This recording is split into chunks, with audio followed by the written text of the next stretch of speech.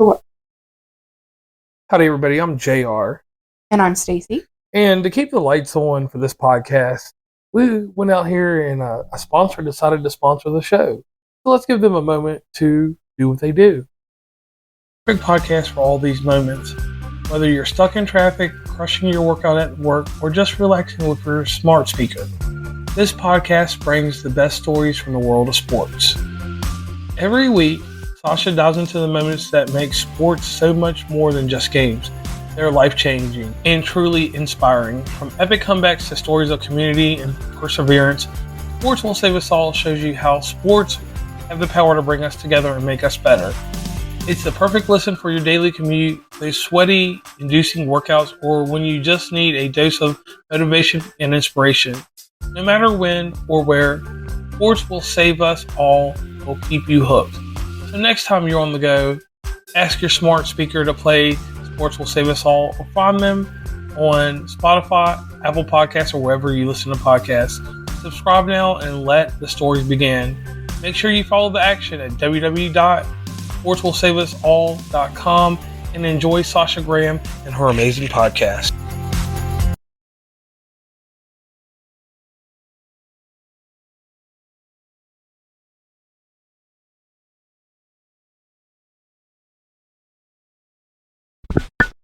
Gotta quit that moving around. I know, I'm just getting used to holding the microphone. I've never held a microphone in my hand like this. So let's just jump right into it. We already did our introduction and our little pre-roll thing before our little special introduction. What are we going to talk about today? We're going to talk about 2024's The Wild Robot. So let's just start off. Give me your overall take of the movie. What did you think? This movie was a great movie, but it traumatized me at the same time. I agree. I felt like I really enjoyed the movie. It had some funny parts in it. It made me laugh. It made me almost cry. True. Like, overall, it was a good movie. What I want to say is, for the winner of 2024, this is my movie thus far for the winner of 2024. Okay. I got you. Nothing else I've watched. Like, there's nothing else that... And I'm not talking about the Deadpools and all that other shit, because I watched them in theater. So this is your top animation movie? Is that what you're trying to say? Well, what I'm saying, this is my top movie thus far. Okay. For the winner of 2024. Okay, I got you. So I enjoyed this movie, I think, mainly because it wasn't 2 hours long. True. So what we got? 60, 70. I mean, it was almost 2 hours. Yeah, it was kind of long. And I mean, it went long. Right, but it didn't hit 2 hours. So it was 102 minutes. A couple things we haven't discussed lately, just because it didn't have that wide variety of information. And y'all know, you followed along long enough, that we get our information from Wikipedia. Their budget on this film was $78 million. Okay. You want to take a guess on what their box office was? $200 million. 308.5. See, that's when you know you got a blockbuster. Mm-hmm. And what I say about this movie was, I don't remember what it would necessarily did in theaters, because it didn't tickle my fancy like when I seen previews of it. It has been the masterful way that people have been putting these things like, you need to watch this shit on streaming service. Right. So I feel like the biggest thing with this one, and what pulls me in the most, is it's not specifically a Disney movie. Because a lot of times we get Disney movies. And this was actually a DreamWorks movie. Yeah. And it is based on the 2016 novel by the same name by Peter Brown. Here. And the cool thing about this is if I remember correctly, because I remember The Wild Robot, it was something that was talked about. When I say that it's a box set, it's more than one book. It has to be at least 3. I may be wrong in there being 3, but I know that it has quite a bit. So, tying you guys into this with me, and I know I go on tangents and stuff like that. It's a novel from 2016. Something I didn't read, obviously. Something that I didn't. Oh, I sound way better now. Right, that's what I'm saying. You got to keep that mic steady. Once again, you get this guy that's really famous, Pedro Pascal. Yeah. Pedro Pascal is the leading, him, and it's another guy that are like the leading actors in everything. Pedro Pascal in what's my show called that I always make fun of your movie about with the zombies in it? The Last of Us. That's the actual show. He's in that show. He's in all kinds of other stuff. He was in Star Wars, whatever. So you got a star-studded cast, and you have Mark Hamill returning. Bill Nye, Mark Hamill. Right. So you've got a star-studded cast here. That Catherine O'Hara, like, I have her purpled out, so obviously I looked at her name. Right. What does she do? I can't click that right now because I'm in airplane mode. Who is she? She was in Beetlejuice. Okay. I gotta see who she is. Right. Wikipedia is trying to steal money from me right now. Yo. Let me see, who is she? Why is it she's the mom from Home Alone? Okay. The motherfucking mom from Home Alone.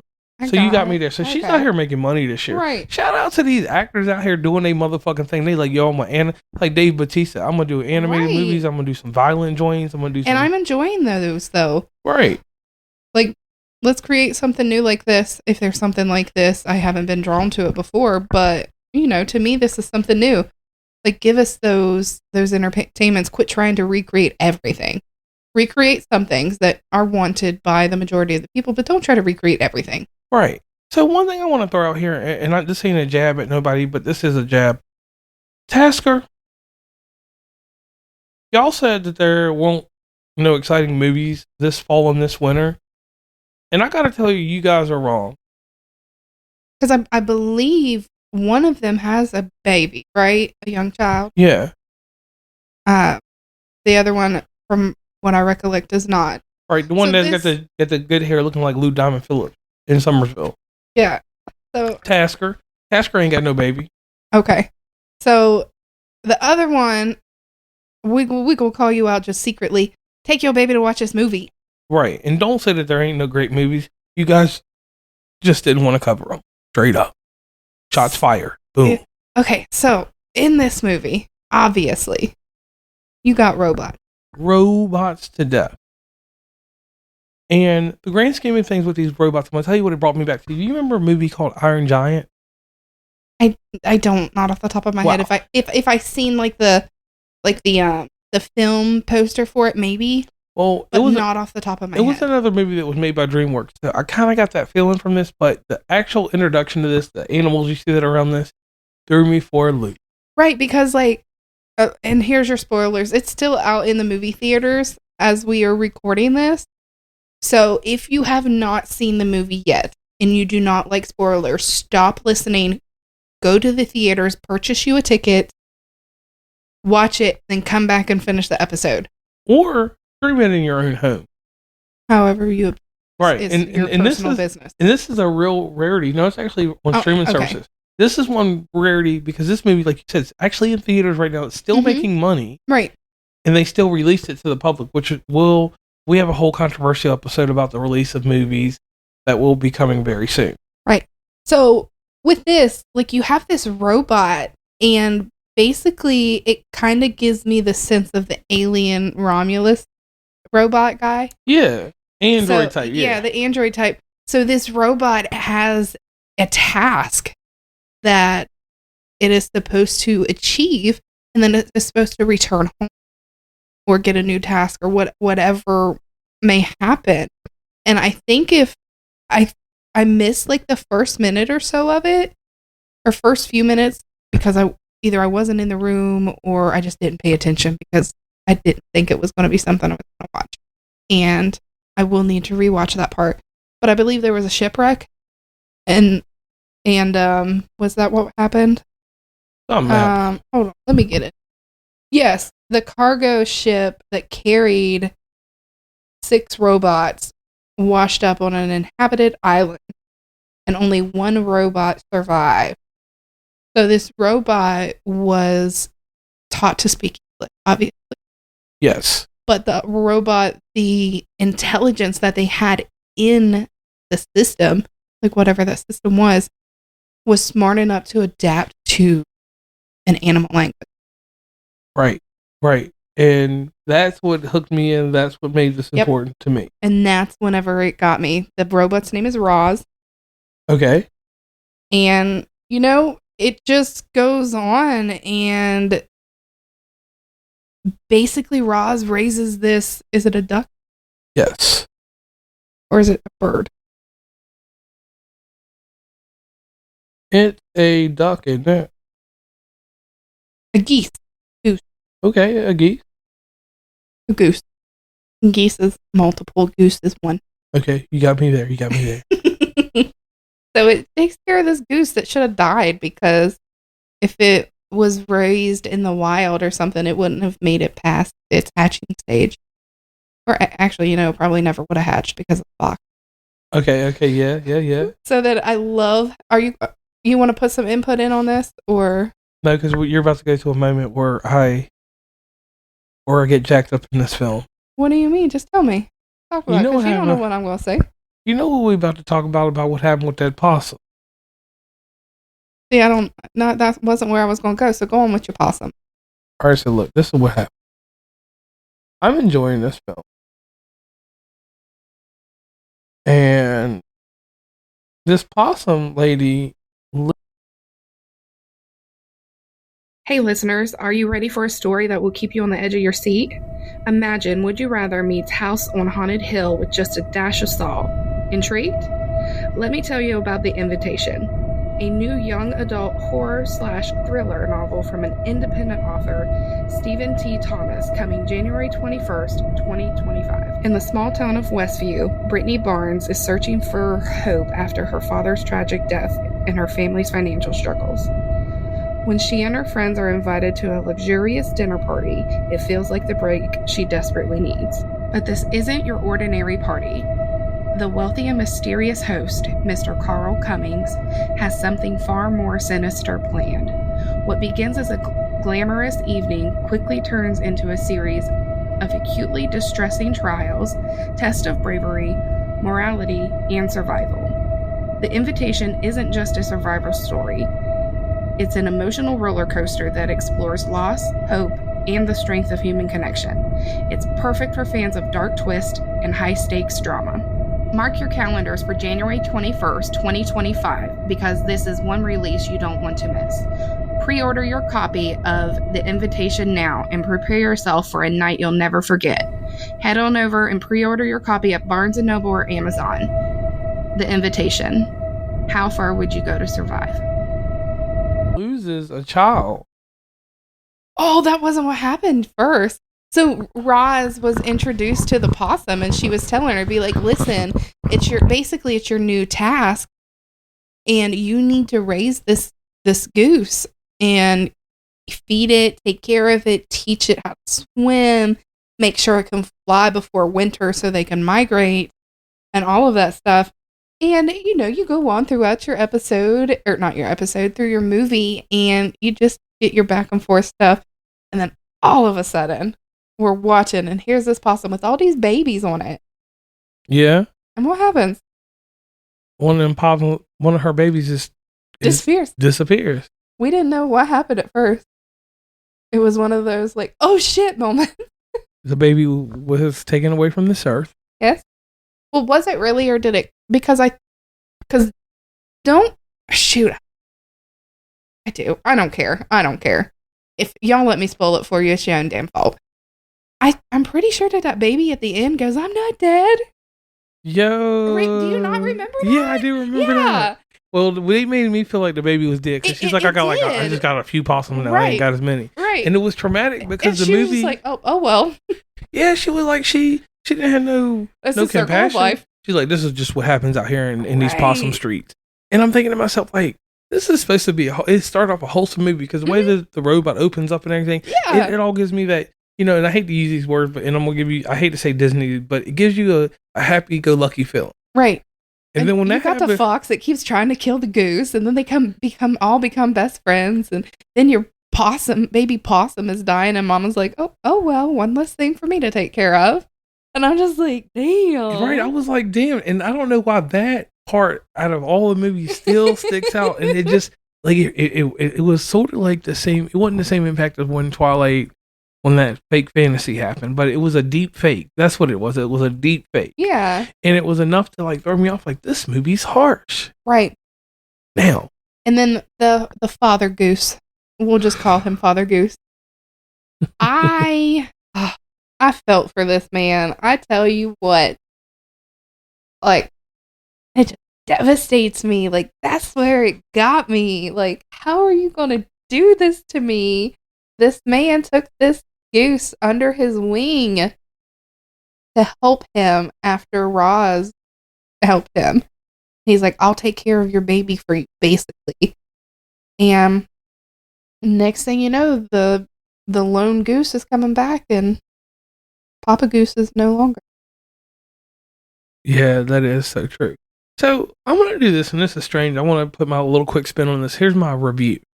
This was a great movie.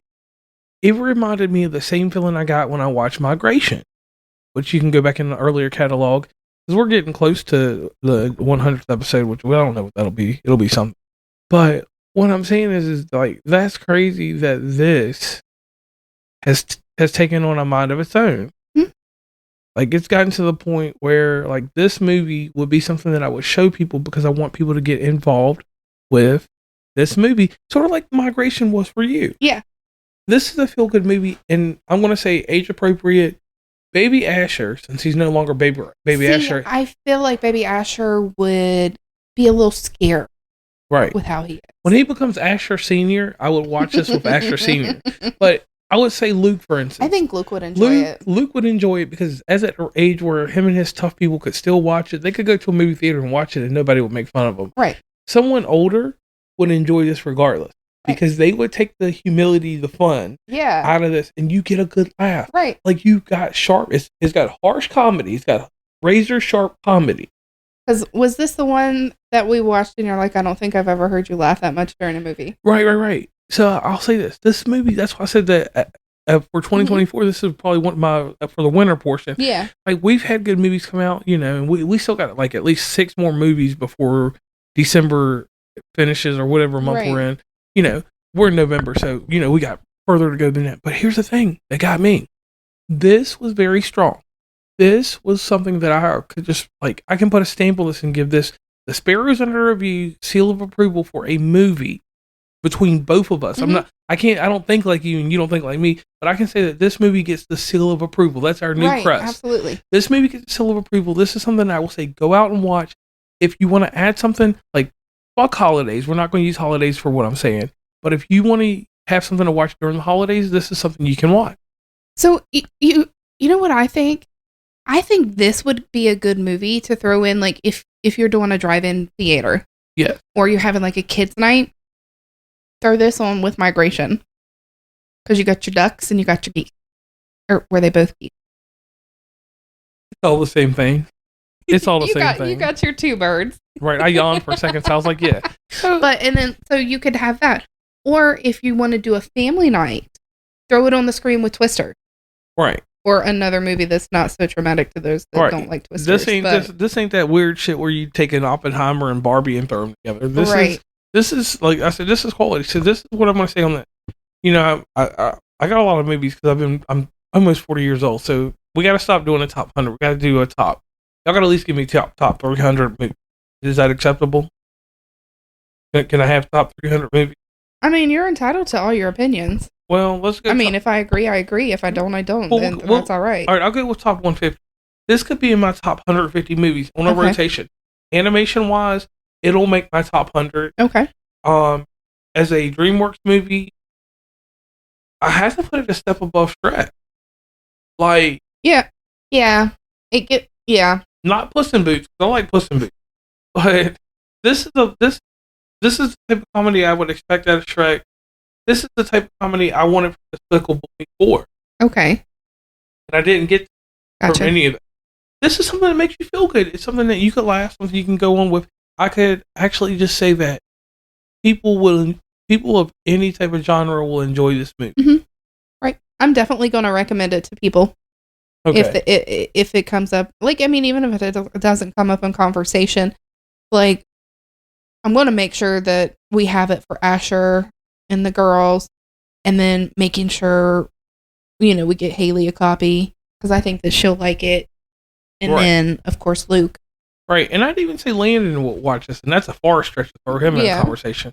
Landon will watch it and have a good time with it. Right, but I do feel like some of the older kids would enjoy it. I don't feel like Andrew would enjoy it because he's too into the sports aspect of things right now. Right, but if you have a child that is into animation and stuff like that, no matter the age, I feel like it's going to be a good movie. Right. So I will say with Landon and my buddy Ethan, that's the same age, he's 17. Ethan would dig.